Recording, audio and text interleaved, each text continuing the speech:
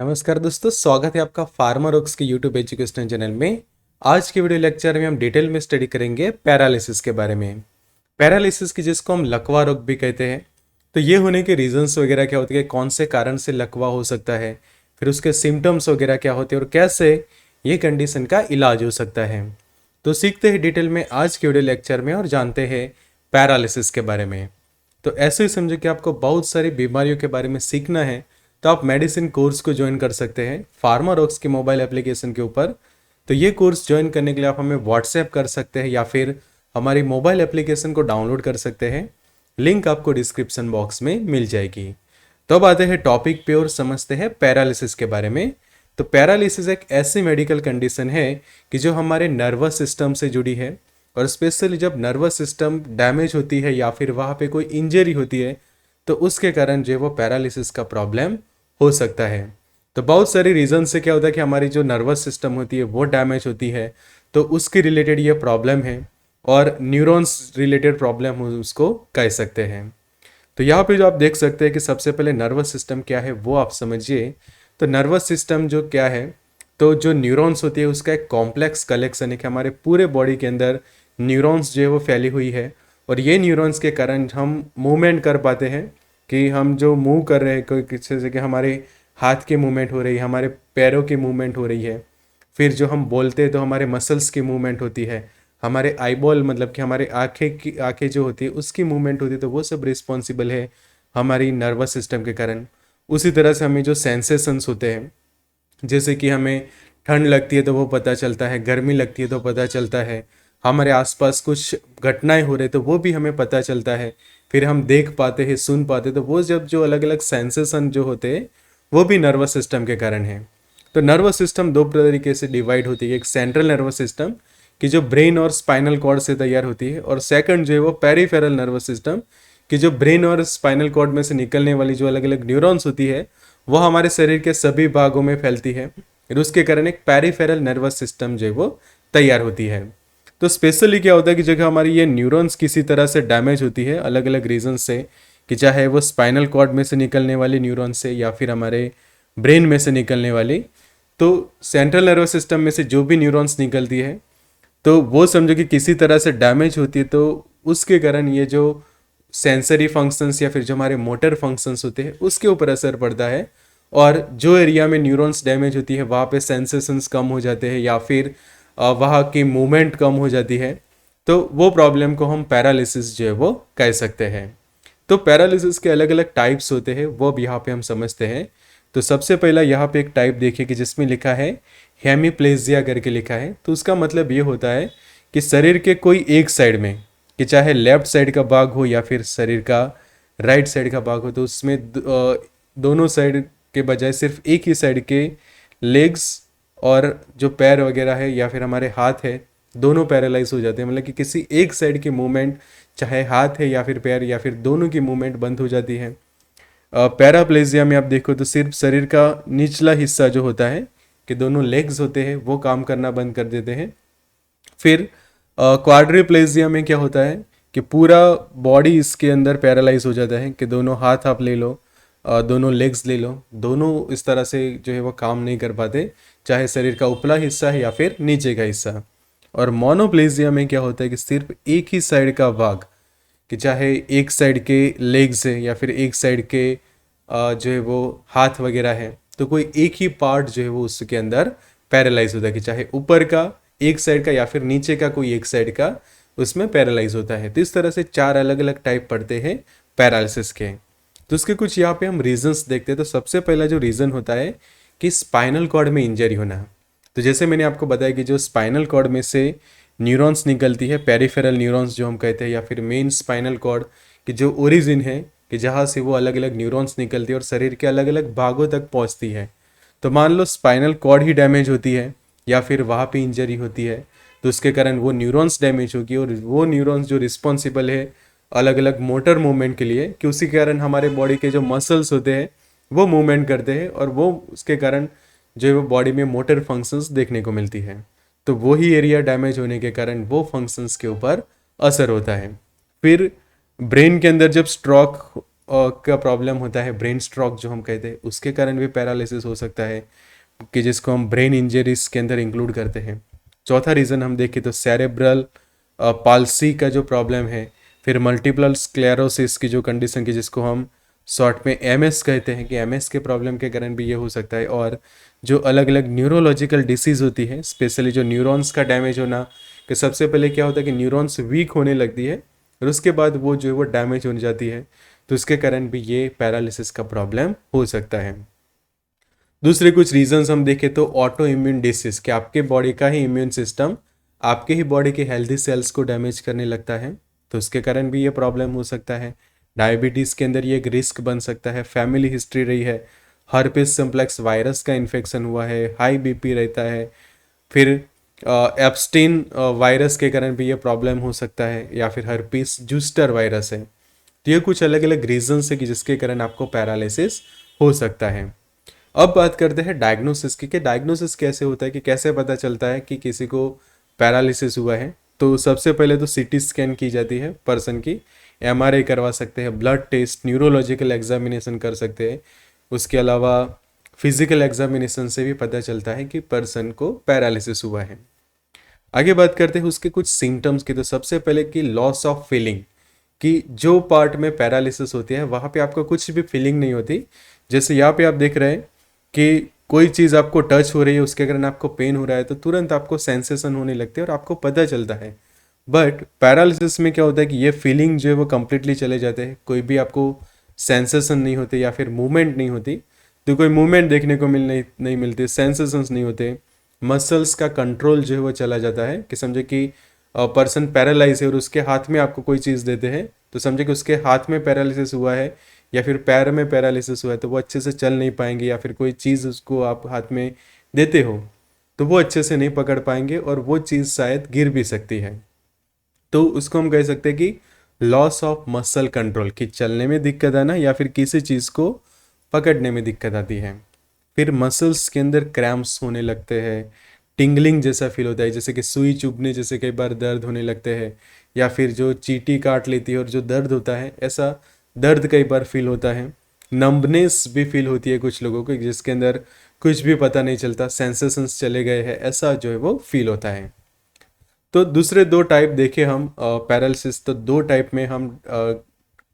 हम पैरालिसिस को mainly divide कर सकते हैं। एक ऐसा है कि जो कंप्लीट पैरालिसिस है, कि कोई भी मसल्स के ऊपर आपका कंट्रोल नहीं है, मतलब कि पूरी बॉडी इस तरह से पैरालाइज है कि कोई भी मसल्स के ऊपर आपका जो है वो कंट्रोल नहीं है, और पर्सन जो है वो कम्प्लीटली व्हील चेयर पे आ जाता है, यहाँ पे आप देख रहे हैं, या फिर कम्प्लीटली वो बेड रेस्ट करता है। और पार्शियल पैरालिसिस में क्या होता है कि कुछ एरिया ही पैरालाइज होते हैं बॉडी के, कि मान लो सिर्फ और सिर्फ चेहरे के मसल्स इस तरह से डैमेज होते हैं, तो उसको हम फेशियल पैरालिसिस कह सकते हैं। या फिर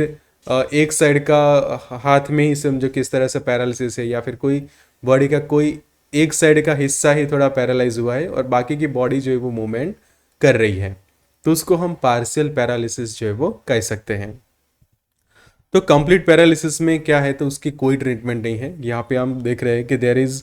not cure for permanent paralysis, कि जिसको हम परमानेंट या फिर कंप्लीट पैरालिसिस कह सकते हैं। बिकॉज जो स्पाइनल कॉर्ड में जो इंजरी होती है किसी एक्सीडेंटली, और उसके कारण समझे कि पूरा बॉडी इस तरह से पैरालाइज हो गया है, तो वो रिवर्स नहीं हो सकता।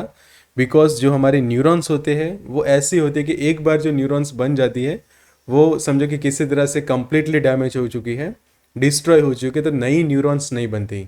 बिकॉज जो हमारे बॉडी के नॉर्मल सेल होते हैं उसमें क्या होता है कि वो सेल वापस जो है वो तैयार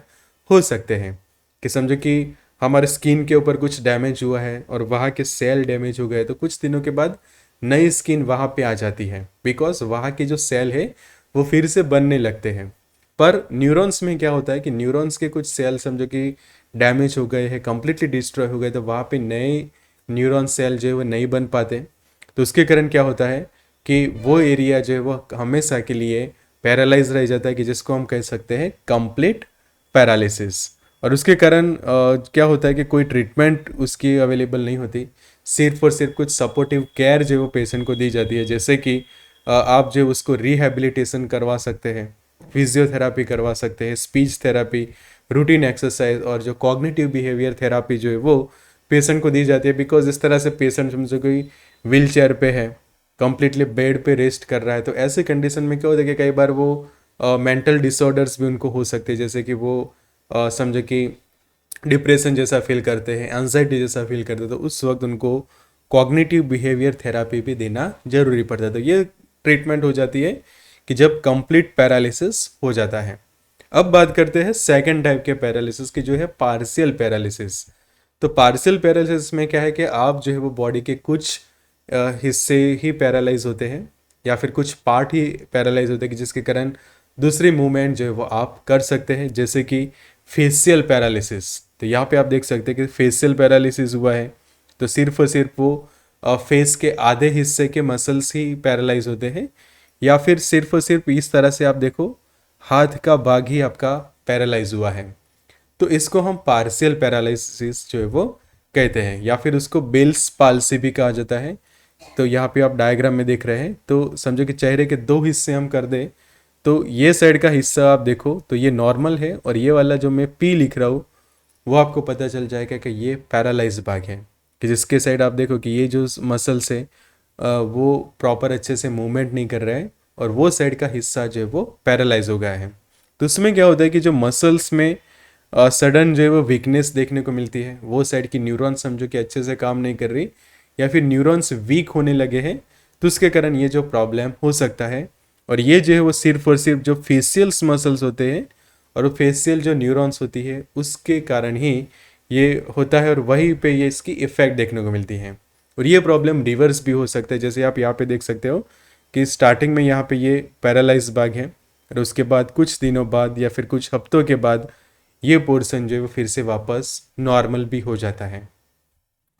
तो जिसको बेल्स पाल्सी कहते हैं, और बेल्स पाल्सी में क्या होता है कि जो हमारे फेशियल न्यूरॉन्स होती है,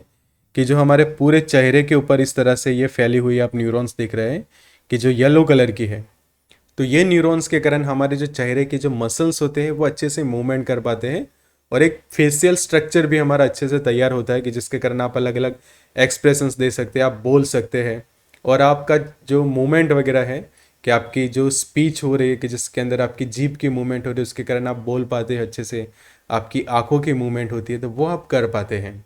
बट बेल्स पाल्सी में क्या आता है, किसी एक साइड का हिस्सा जो है वो पैरालाइज हो जाता है, तो उसके कुछ रीजंस होते हैं, जैसे कि ऑटो इम्यून डिसीज के कारण ये प्रॉब्लम हो सकता है कि आपके ही शरीर का इम्यून सिस्टम आपके ही शरीर के जो हेल्दी सेल्स या फिर हेल्दी न्यूरॉन्स होती है उनको डैमेज करने लगता है, और वो वीक होने लगते हैं, और उसके कारण इस तरह से मसल्स अच्छे से काम नहीं कर पाते। डायबिटीज़ के कारण ये प्रॉब्लम हो सकता है, फैमिली हिस्ट्री रही है, herpes simplex virus, high BP, Epstein virus या फिर हर्पिस जूस्टर वायरस के कारण ये प्रॉब्लम जो है वो हो सकता है। फिर आगे कुछ और रीजंस देखें तो वायरल इन्फेक्शन एक मेन रीज़न बनता है, और इन्फ्लेमेशन या फिर जो स्वेलिंग होती है, सेवन्थ नंबर की जो क्रेनियल नर्व्स होती है, कि जो हमारे चेहरे के ऊपर, जैसे मैंने आपको बताया कि अलग अलग फेशियल न्यूरॉन्स फैली हुई है, तो उसमें जो 7वें नंबर की जो न्यूरॉन होती है,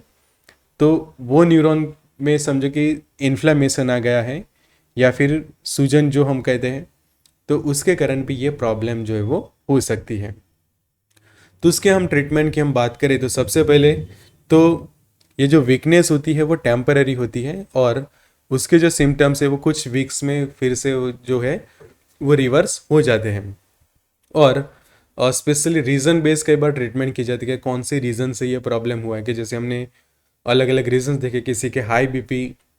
के कारण ये प्रॉब्लम हुआ था, तो उसको ऐसे मेडिकेशंस दिए जाते हैं कि जिससे उसका बीपी अच्छे से कंट्रोल रहे और ये प्रॉब्लम जो है वो वापस रिवर्स हो जाए। उसी तरह से किसी को किसी और रीज़न के कारण प्रॉब्लम हुआ है, जैसे ऑटो इम्यून डिसीज़ के कारण हुआ है, तो उसके रिलेटेड दवाइयाँ देकर पेशेंट को ठीक किया जाता है। फिर समझो कि किसी को वायरल इन्फेक्शंस के कारण हुआ है, तो एंटीवायरल मेडिकेशन से भी उसका ट्रीटमेंट हो सकता है, कि जिसके अंदर स्पेशली 7 दिन का कोर्स रहता है, असाइक्लोविर या फिर वाला साइक्लोविर, और उसके साथ कॉम्बिनेशन में ओरल प्लेडनिसोलोन जो है वो दिया जाता है। और कई बार न्यूरॉन्स की हेल्दीनेस के लिए मल्टीविटामिन्स भी दिए जाते हैं। तो यहाँ पे आप देख सकते हैं कि जो असाइक्लोविर की जो टैबलेट है, एसीविर करके यहाँ पे एक सिप्ला का मार्केटेड फॉर्मुलेशन आप दे रहे हैं, तो ये पेशेंट्स को प्रिस्क्राइब किया जाता है 7 डेज के कोर्स के रूप में, या फिर वो नहीं ले पाता तो वाला साइक्लोविर का ऑप्शन रहता है, और उसके साथ कॉम्बिनेशन में